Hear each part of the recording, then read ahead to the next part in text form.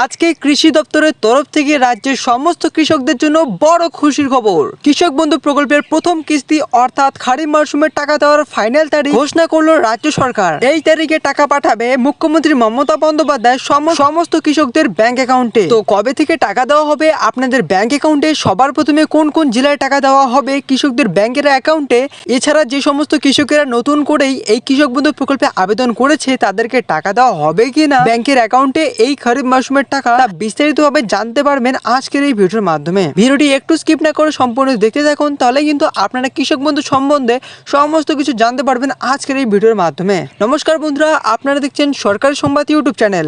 বন্ধুরা, আজকে ভিডিওটি এখনো পর্যন্ত আপনারা লাইক না করে থাকলে লাইক করে এক্ষুনি আমাদের চ্যানেলকে সাবস্ক্রাইব করে রেখে দেবেন, কারণ এরকমই গুরুত্বপূর্ণ ভিডিও ডেইলি আমি আপনাদের জন্য নিয়ে আনি। তো বন্ধুরা দেখুন, এখানে বড় বড় করে লিখে দেওয়া রয়েছে কৃষক বন্ধু টাকা কবে দেবে 2025। তো বন্ধুরা, কবে আসবে 2025 সালের কৃষক বন্ধু প্রকল্পের টাকা, চলুন জেনে নেওয়া যাক আজকের এই ভিডিওর মাধ্যমে। তো বন্ধুরা, আমরা কিন্তু যেরকমটা ভালো মতো জানি, জনপ্রিয় প্রকল্পগুলোর মধ্যে একটি হচ্ছে কৃষক বন্ধু প্রকল্প। পশ্চিমবঙ্গ রাজ্যের কৃষকদের জন্য রাজ্য সরকার কৃষক বন্ধু প্রকল্প চালু করেছেন বহুদিন আগেই। এই প্রকল্পের মাধ্যমে প্রতি বছর কৃষকেরা খরিফ ও রবি মরশুমে আর্থিক সহায়তা পেয়ে থাকেন। 2025 সালের কৃষক বন্ধু প্রকল্পের প্রথম কিস্তির টাকা কবে ঢুকবে, যারা এখনো টাকা পাননি তাদের কি করতে হবে এবং নতুন করে কিভাবে আবেদন করা যাবে, এই সব কিছুই আজকে ভিডিওতে আমরা জানতে চলেছি। তো চলুন জেনে নেওয়া যাক। কৃষক বন্ধু প্রকল্প পশ্চিমবঙ্গ সরকারের একটি কৃষি সহায়তামূলক স্কিম, যা রাজ্যের কৃষকদের আর্থিক দিক থেকে সুরক্ষা দিতে চালু হয়েছে। একবার খরিফ চাষের সময় আর একবার রবি মরশুমে।